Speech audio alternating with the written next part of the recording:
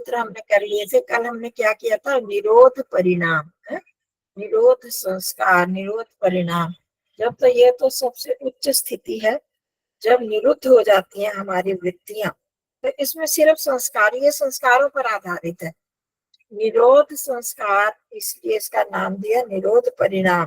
और निरोध संस्कार है, व्युत्थान निरोध संस्कार शब्द है, इसमें वृत्ति नहीं होती, क्योंकि योगी की स्थिति बहुत आगे बढ़ चुकी है और वो वृत्तियां जितने भी हैं, प्रमाण, विपर्य, विकल्प, निद्रा, स्मृति, और ये जो 5 वृत्तियां वो उसमें उठती नहीं है, उनको वो निरुद्ध कर चुका है, सिर्फ संस्कारों की स्थिति बनती है। नीलम बहन जी, आपका बार बार ऑन क्यों हो जाता है? तो अब वो सिर्फ उसमें संस्कार रहते हैं, वृत्ति तो उठती नहीं है उसकी। परंतु हमारे और जो स्थितियां इससे नीचे वाली स्थिति है, निरोध परिणाम जो है वो सबसे उच्चतम स्थिति है योगी की। क्योंकि निरुद्ध, आपको हमने देखा हुआ कि जितने भी हमारे संस्कार हैं या वृत्तियां हैं वो 5 स्थितियों में होती हैं। उदार, उदार, प्रसुप्त, तनु, विच्छिन्न, और फिर ये निरुद्ध तो सबसे लास्ट में होती है। तो वो कभी ज्यादा उदार हो जाती है वृत्तियां, कभी थोड़ी कमजोर हो जाती है, कभी सुप्त हो जाती है, वो उठती नहीं है। परंतु ये जो निरुद्ध वाली बहुत कम स्थिति होती है, वो बहुत अभ्यास से ही बढ़ती है। अब उसमें हमने देखा था व्युत्थान और निरोध संस्कार। तो ज्यों ज्यों अभ्यास करते जाते हैं, योगी अभ्यास करता जाता है तो निरोध की संस्कार बढ़ते जाते हैं और व्युत्थान के कम होते जाते हैं। शुरू शुरू में कभी वो, और ये अभ्यास करते करते करते करते वो फिर उसका निरोध पर अधिकार बच जाता है। फिर व्युत्थान की संस्कार बहुत कम उठते हैं, वो फिर निरुद्ध स्थिति उसकी चित्त की रहती है, चित्त की रहती है, आत्मा की नहीं। ये हमने कल भी देखा था, ये हमारी सारी स्थितियां हमारे मन की रहती हैं। तो उसी में अब ये इसकी प्रशांत, अगला सूत्र आया, आज लिख कर भेजा है, तस्य प्रशांत वाहिता संस्कारात। अब ये जो निरोध की स्थिति है ना, निरोध समझ रहे हैं ना सारे? देखिए हमारे जो वृत्तियां हैं या संस्कार हैं वो भी निरुद्ध हो जाते हैं। निरुद्ध मतलब बंध जाते हैं, एक के बाद दूसरा संस्कार नहीं उठता है, वो उसमें कोई भी संस्कार नहीं उठता या वृत्तियां नहीं उठती। ये संस्कार के स्तर पर, वृत्ति तो उठती ही नहीं है, संस्कार भी कभी सिर्फ निरोध वाले रह जाते हैं, दूसरे संस्कार नहीं होते। कभी उससे थोड़े से निचले स्तर के आते हैं, परंतु फिर एकदम वो संभाल लेता है योगी। तो ये इसको धीरे धीरे अभ्यास करते करते, जैसे हम अभी अभ्यास कर रहे हैं, जैसे अभी मैंने बात की कि हम ये ध्यान का अभ्यास करें, इस तरीके से हम कर सकते हैं। तो ऐसे करते करते हमारी जो वृत्तियां इधर उधर नहीं भागेंगी, एक स्थान पर तो स्थिर रह जाएंगी, एक वृत्ति तो बनी रहेगी। तो अब ये निरोध की स्थिति बनी रहे, इसको बोलते हैं प्रशांत वाहिता है। प्रशांत वाहिता, जैसे कि जल पड़ा हुआ है कहीं पर, एकदम शांत, उसमें लहरें नहीं उठ रही, तो वही बना रहे है ना। कई बार होता है कि जल, हम नदी में जा रहे हैं, वहां देख रहे हैं खड़े खड़े, 1 सेकंड के लिए जरा सी लहर रुकी या बहुत धीमी हो गई, हमें अनुभव में नहीं आ रही, तो उसी वक्त हवा चलती है और फिर लहरें उठने लगती हैं, तरंगे होने लगती हैं, तो वो प्रवाह उनका प्रशांत नहीं रहा। तो अब निरोध वाला जो संस्कार है, निरोध की स्थिति लगातार बनी रहे, उसको कहा प्रशांत वाहिता। तो तस्य प्रशांत वाहिता मतलब चित्त की कौन सी, निरोध वाली जो स्थिति है उसकी प्रशांत वाहिता बनी रहे, वो बहुत लंबे समय तक निरोध बना रहे। तो ये कैसे होगा? निरोध के संस्कार, संस्कारों से, कौन से संस्कारों से? निरोध के संस्कार। कल हमने देखा कि जब हम ये योगी ये लगा लेता है, निरोध की स्थिति में आ जाता है, उसकी वृत्तियां रुक गई, तो सिर्फ संस्कार ही संस्कार रहते हैं। तो इन संस्कारों में कभी व्युत्थान के मतलब थोड़े चंचलता वाले संस्कार भी आ सकते हैं और निरोध के संस्कार भी आ सकते हैं। तो अब वो निरोध के संस्कार ही बने रहे, उसकी प्रशांत वाहिता एक ही बनी रहे। जब थोड़ा सा एक के बाद दूसरा, दूसरे के बाद तीसरा विचार जब बदलता है तो हमारा मन थोड़ा गड़बड़ा जाता है ना। अगर एक ही स्थिति हमारी बनी ईश्वर की हम सर्वज्ञता को देख रहे हैं या सर्वव्यापकता को अनुभव कर रहे हैं, वही चल रही है स्थिति, तो हमें बहुत अच्छा लगता है। उसी के बीच में हमारा आ गया कि न्यायकारिता वाला गुण आ गया, है तो ईश्वर का ही गुण, परंतु वो न्यायकारिता वाला गुण अगर आ जाता है तो हमें उसमें थोड़ा सा तो लगता है कि इसमें भी कुछ उथल पुथल हुई है। मन जो है वह अपने लक्ष्य से हटकर दूसरी तरफ चला गया है, तो वो प्रशांत वाहिता नहीं रही, मतलब वो दूसरी लहर दूसरी उठ के आ गई है, बीच में हवा की लहर आई, दूसरा विचार बीच में आ गया। तो अब निरोध के संस्कारों की कैसे बनेगी प्रशांत वाहिता वही बनी रहे, तो ये उसके बनाने के लिए क्या करना होगा, उसके संस्कारों को हमें दृढ़ करना होगा। जितना भी योगी जो है निरोध के संस्कारों का अभ्यास करता जाएगा, अभ्यास करने से उसमें कुशलता आ जाती है। हम भी अभी क्या कर रहे हैं, हम तो भी ध्यान का अभ्यास कर रहे हैं, निरोध तो बहुत दूर की बात है। मैं तत्र प्रत्यय एकतानता ध्यान, हम एक ज्ञान को लेकर, एक ही विचार को लेकर उसका अभ्यास कर रहे हैं। हम चाह रहे हैं कि कम से कम हमारी ये स्थिति तो बने कि हम 5 मिनट तक एक ही विचार में तो बंधे रहें, बीच में कोई और विचार ना आए। तो ये इसके हिसाब से बहुत निम्न स्थिति है, परंतु संसार के लोगों के हिसाब से कुछ तो है स्थिति, तो हमें उसको तो अभी परिपक्व करना है। जब हम इसको इस संस्कार इसको अभ्यास, देखो कोई भी चीज है तो कोई भी स्थिति स्तर है, हर स्तर को पक्का करने के लिए अभ्यास जरूरी है। अभ्यास वैराग्याभ्याम तन्निरोध, शुरू में हमने किया था ना, इन वृत्तियों का निरोध, वृत्तियों को हम कैसे रोकेंगे। अभी भी हम ध्यान में क्या करते हैं, बाहर की वृत्तियों को रोकते हैं ना, तो इन बाहर की वृत्तियों को रोकने के लिए क्या करना, अभ्यास और वैराग्य। तो वैराग्य का मतलब क्या है कि बाहर की दूसरी तरफ हमारा ध्यान ना जाए, संसार के वृत्तियों की तरफ, वहां के आकर्षणों की तरफ, घर के कामों की तरफ, धन की तरफ, लोभ की तरफ, वहां हमारा ध्यान ना जाए, तो ये क्या होगा, वहां से वैराग्य हो गया।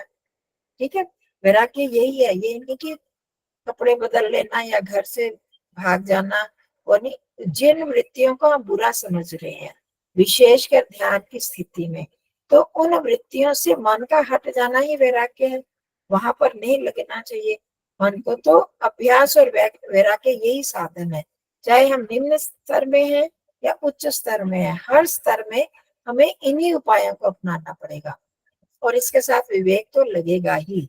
तो हमें पता है कि ये चीज ठीक है, ये चीज गलत है, किससे हमने वैराग्य करना है और किसका अभ्यास करना है, ये कैसे पता लगेगा, ये तो हमारे चिंतन से, विवेक जिसको कहते हैं, उससे ही पता लगेगा।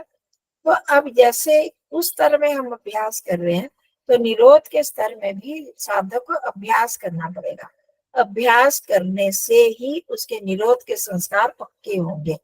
जो दूसरे संस्कार है जैसे बीच में आने लगते हैं, तो वो फिर पहले ऊंच नीच होती रहती है, तो फिर अभ्यास करते करते उसमें वो कुशल हो जाता है। तो वो कुशल हो जाने पर फिर व्युत्थान धर्मिणा संस्कार है, निरोध धर्म संस्कारों अभिभूयते।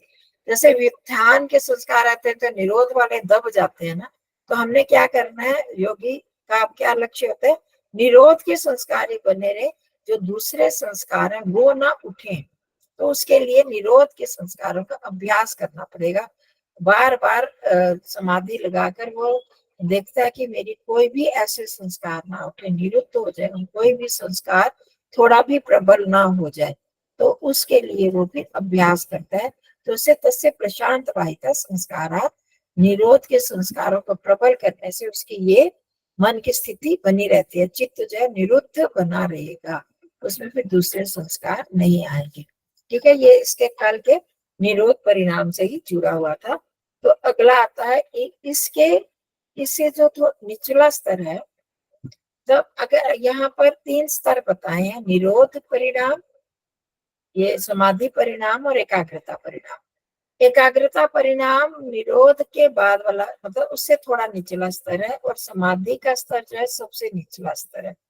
आपको याद होगा, हमें अजीब सा लग रहा है ना समाधि का स्तर, तो हम सब जानते हैं शुरू शुरू में चित्त की जब 5 वृत्तियां पड़ी थी, तो उसमें आ गया था कि विक्षिप्त अवस्था से ही समाधि शुरू हो जाती, योग नहीं होता है ना।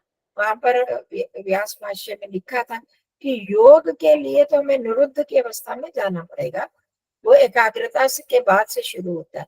पर ये जो समाधि का वो है, वो यहाँ से निरुद्ध से विक्षिप्त अवस्था से शुरू हो जाती है, जो थोड़ी थोड़ी सी भी एकाग्रता होने लगती है तो उसको, क्योंकि मन का समाहित होना, समाधि क्या होती है, अभी तो हम उच्च स्तर की समाधि को देख रहे हैं। तो समाहित और समाधि मिलता जुलता शब्द लग रहा है आपको? समाहित और समाधि धातु ही है, उससे ही ह बन जाता है। तो मन जब किसी एक विषय में टिक जाता है, हम संसार में भी जब कोई काम करते हैं, किसी बात पर चिंतन कर रहे होते हैं, हमारे सामने बहुत सारी समस्याएं हैं, उस समस्या को सुलझाने के लिए जब हम कोई, हमारा मन बड़ा चंचल चंचल होता है, तो कई बार किसी भी एक विषय में टिक जाता है, चाहे संसार से संबंधित हो, वहां पर ही एकाग्र हो जाता है और हमें फिर वहां एक रास्ता मिल जाता है, एक समाधान मिल जाता है। होता है बहुत बार हमें अब घर को बेचना है या घर बदलना है, तो हम बहुत चंचल हो रहे हैं, मन ये करें कि वो करें, पैसा कहाँ से लाएं, या कैसा पैसे का इंतजाम कहाँ से करें, कहाँ इसको इन्वेस्ट करें, ये संसार की चीजें ही है ना। इसी तरह से बहुत सारी चीजें होती हैं, पर उसमें भी करते करते मन में पहले बड़ी चंचलता होती है, पर उनको करते करते कि ऐसी स्थिति आती है कि हमारा मन एकदम शांत हो जाता है, नहीं अब मेरा निर्णय हो गया कि मैंने यही करना है, मकान बेचना नहीं है या बेचना है, यहाँ से शिफ्ट होना है, कहाँ जाना है, कुछ भी करना है, तो एक समाधान मिल गया। उसको बोलते हैं समाहित हो जाना, चित्त का मन का समाहित हो गया, तो इसलिए इसको भी समाधि कहा जाता है। समझ गए? हैरान नहीं होना कि ये वो वाली समाधि हो गई। तो वो समाधि की स्थिति की एकाग्रता बन गई, तो कोई ना कोई समाधान जब मिल जाता है तब वो भी समाधि की स्थिति हो जाती है, उसको यहाँ पर कहा गया है समाधि। तो अब चित्त की जो तीसरी स्थिति है विक्षिप्त, उसमें एकाग्रता की भी स्थिति आती है, चंचलता की भी आती है। जिस समय रजोगुण और तमोगुण दब जाते हैं, सत्व गुण प्रधान हो जाता है, तो थोड़ी देर एकाग्रता हो जाती है, तो उससे समाधि की मानो शुरुआत हो रही है। तो इसलिए उसको बोला कि वो समाधि परिणाम, उसको बाद का उसको थोड़ा घटिया माना गया है। एकाग्रता लगातार बनी रहती है तो उसको उच्च स्थिति मानी गई है। तो अब यहाँ पर समाधि परिणाम वाला बता रहे हैं कि समाधि परिणाम किसको कहते हैं। तो सर्वार्थता एकाग्रता यो क्षयोदय चित्त से समाधि परिणाम, इससे ही आपको समझ आ जाएगा कि ये क्यों समाधि परिणाम जो कहा है। तो अब इसमें क्या है, सर्वार्थता एकाग्रता यो हमारे चित्त की है ना, ये सारी स्थिति विक्षिप्त भी क्षिप्त भी मूड भी चित्त ही तो ये सारा कर रहा है। तो उसी चित्त में सर्वार्थता, सर्वार्थता मतलब कभी एक विषय आ गया, कभी दूसरा विषय आ गया, कभी तीसरा विषय आ गया, अभी हम कर रहे हैं, अभी हम घर से बाहर बाजार जा रहे हैं, कभी अभी रसोई में जा रहे हैं, कभी कोई मेहमान आ गया, ये सारे विचार एक के बाद अलग अलग विषय आते जा रहे हैं, तो इसको क्या कहेंगे, सर्वार्थता। सभी विषयों की ओर, बहुत सारे विषय, इतना चंचल मन हो जाता है कई बार, आप देखेंगे होता ही, सबका अनुभव होगा, एक के बाद एक के बाद एक विचार आते जाते हैं, तो उसको कहते हैं सर्वार्थता। ठीक है, आगे समझ। एकाग्रता योग, दूसरी है एकाग्रता। जब चित्त में थोड़ी देर के, जब हम नया नया ध्यान करते हैं, प्राय अभी भी हो जाता है बहुत बार, जैसे ही बैठे ध्यान करने के लिए बहुत सारे विषय एक के बाद एक आने लगता है, और उसके बाद थोड़ी देर एकाग्रता आ जाती है। अभी हम जो सारी तैयारी करते हैं ध्यान के लिए, इतना ज्यादा सांसों को देखो, अब तो हमने थोड़ा सा कम कर दिया उसको, सांसों को देखो, प्राणायाम करो, ओम का उच्चारण करते हैं, ये सारा क्यों करते हैं, जो हमारा मन इधर उधर बिखरा होता है, कहते हैं ना बिखरा हुआ है मन, तो वो क्या होगी, सर्वार्थता होगी, कि मन कभी इधर जा रहा है उधर जा रहा है।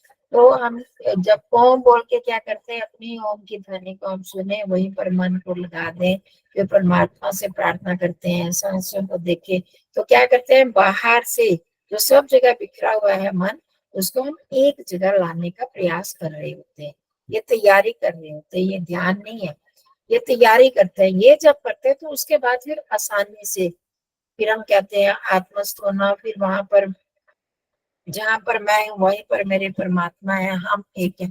तो कितनी उस समय फिर हम एक जगह पर, जैसे लगता नहीं है, अनुभूति होती होगी जो कर पाते हैं, कि वहां से बिखरा हुआ मन जो एक जगह, बिल्कुल एक जगह आकर स्थिर हो गया है। अब मैं और परमात्मा हमने उसका ही करना है, ये सब हम तैयारी कर रहे होते हैं। तो वो जो सर्वार्थता और एकाग्रता, ये दो चीजें आती हैं इसमें। कभी सर्वार्थता जो है वो खत्म हो गई, क्षय हो गया, और एकाग्रता का उदय हो गया, एकाग्रता आ गई। कुछ second I, 1 minute I, 2 minute I, फिर सर्वार्थता आ गई, फिर मन बिखर गया इधर उधर।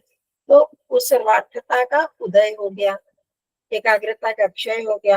कभी सर्वार्थता का क्षय होता है, कभी उसका एकाग्रता का क्षय होता है, कभी एकाग्रता, तो उतार चढ़ाव दोनों का चलता रहता है। तो इसको हम कहते हैं समाधि परिणाम। उसमें करके फिर हम एकाग्रता की तरफ जब बढ़ते हैं, इन दोनों का क्षय, उसी संघर्ष में लगे रहते हैं, फिर एकाग्रता की तरफ। तो ये जो परिणाम है, ये जो परिवर्तन, परिणाम क्या है? परिवर्तन।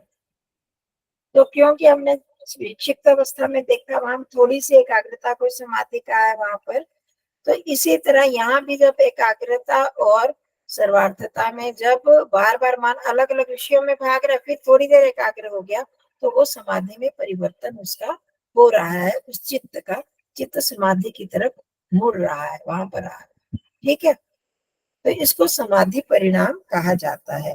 कभी एक हमने अब करना क्या है, समाधि इसको स्थिर रखने के लिए एकाग्रता की तरफ बढ़ना है। अब जब हम अभ्यास कर रहे हैं, उसमें हमने यही करना है कि जिस विषय को हमने लिया, जो विषय मैं देती हूँ, मतलब हम यहाँ पर किसी ने एक ने तो निर्देश करना है, जिसका निर्देश किया जाता है उसी पर मन को टिका कर रखें।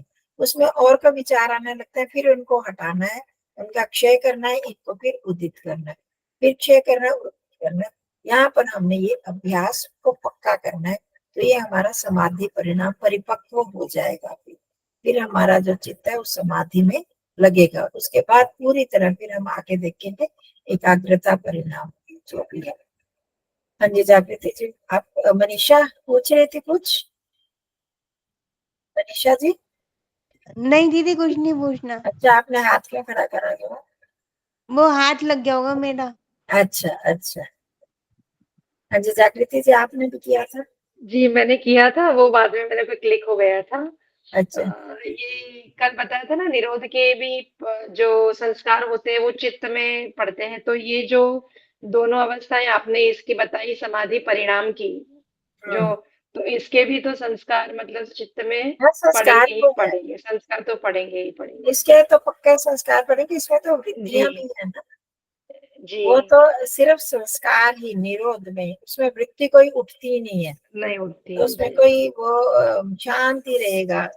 उसमें नया हमारी वृत्तियां उठती हैं, तो फिर नए संस्कार भी बनते हैं, ये ध्यान रखना। तो यहाँ पे यही ध्यान रखना है कि एकाग्रता के संस्कार पड़े। हाँ जी हाँ जी। जी, तो वो जो बाद में क्लिक हो गया। और वृत्तियां हम उठाते हैं जैसे जैसे, तो प्रभु के साथ की हमारी वृत्ति उठेगी, तो हमारी वही संस्कार पड़ेंगे ना, वही वृत्ति हमने उठानी है। ध्यान में हमने प्रभु चिंतन कर रहे हैं या आत्म चिंतन कर रहे हैं, तो वही वृत्ति अगर उठ रही है, तो हमारे वही संस्कार दृढ़ होंगे, वो तो हमें अध्यात्म की तरफ ले जाने वाले बनेंगे ना। देखिए ईश्वर का चिंतन कर रहे हैं, वो उसके प्रति समर्पण भावना आ रही है, उसके प्रति हम नमस्कार कर रहे हैं, वही हमारा आश्रय है। ये सारी, अगर उसका चिंतन बढ़ता जाता है, वृत्ति तो है ही, तो वृत्ति से संस्कार बनता है, संस्कारों से वृत्तियां उठती हैं। ये हमने शुरू में बहुत किया हुआ है, कुछ लोगों को नहीं याद होगा। तो हम जो भी, इसीलिए कहते हैं ना स्मृति कुछ याद करते हैं तो उसके भी फिर संस्कार पड़ते हैं। तो इसी तरह अभी भी जो भी हम ध्यान में जो स्मृति वृत्ति ही तो होती है, जो हम करते हैं ईश्वर का चिंतन, तो उससे भी हमारी अगले संस्कार बनेगी। तो हमने संस्कारों को अच्छा बनाना है। तो अगर संसार की वृत्तियां जो उठ रही हैं उस पर हम काबू नहीं पा रहे, मन इधर उधर भटक रहा है, तो वो संस्कार फिर और आ जाएंगे ना हमको आगे विघ्न डालने के लिए। अब हमारे जो निरोध के संस्कार पड़ेंगे, वो तो उसको सहायता करेंगे आगे। कोई वृत्ति तो उठाएंगे नहीं वो संस्कार, वो तो सिर्फ वहीं तक सीमित रह जाएंगे। अब इस स्थिति में जो ये संस्कार उठते हैं, वो वृत्तियों वाले से वृत्ति उठती हैं, संस्कार है वृत्तियां, और वो वृत्तियां जो है वो फिर संस्कारों को बनाती हैं। तो हमने अच्छे संस्कारों को ही बनाना है, सिर्फ अध्यात्म के संस्कारों को, ईश्वर के और अपने आत्म संबंधित, संसार की नश्वरता से संबंधित, संसार नाशवान है, दुख का घर है, इससे मेरे को सुख नहीं मिलने वाला, ये संस्कार हमारे बनने चाहिए। तो उनके लिए वैसी ही वृत्तियां उठती रहेंगी, तो उनको ही हमें करना है, दूसरी वृत्तियों को हटाते रहना है। ये हम यही अभ्यास कर रहे हैं, तो ये हमारा समाधि परिणाम होगा। तो संस्कार तो बनेंगे ही उसमें। ठीक है, जी माता जी, धन्यवाद। तो हम अब देख रहे हैं कि हम जो ये कर रहे हैं, जो प्रक्रिया कर रहे हैं, तो वो संस्कारों को ठीक करने की हमारी प्रक्रिया चल रही है। ये जब परिपक्व हो जाएगी तो हमारा फिर आगे बाहर से हमारी वृत्तियां भी रखती जाएंगी, है ना। ध्यान अच्छा लगा, मतलब कि हम यहीं पर टिके हुए हैं, संसार की तरफ, व्यापार की तरफ, लोभ मोह क्रोध इत्यादि की जो वृत्तियां हैं वो हट जाएंगी। तो ये संस्कार ये वाले पक्के होते जाएंगे। जब ये पक्के होते जाएंगे तो ये ही हमें फिर धीरे धीरे निरोध की तरफ तो बाद में जाने का हमारा स्तर आएगा। तो कम से कम संसार से तो हम हटते जाए। यहाँ पर जो हमें अगर अच्छा लगता है, कुछ हम कहते हैं बड़ा मजा आया, रस आया ये ध्यान करने में, तो फिर हमारी ये प्रवृत्ति बनेगी, फिर हमें शौक रहेगा कि हम दोबारा करें, कि फिर हम बैठ जाए, तो बड़ा मजा आया था, फिर वो मजा लें। तो ये करने के लिए जब हम बार बार करेंगे तो हमें संसार से 1 घंटा अगर हमें संसार की वृत्ति नहीं जाग रही, तो हमारे वो संस्कार कम हो गए ना।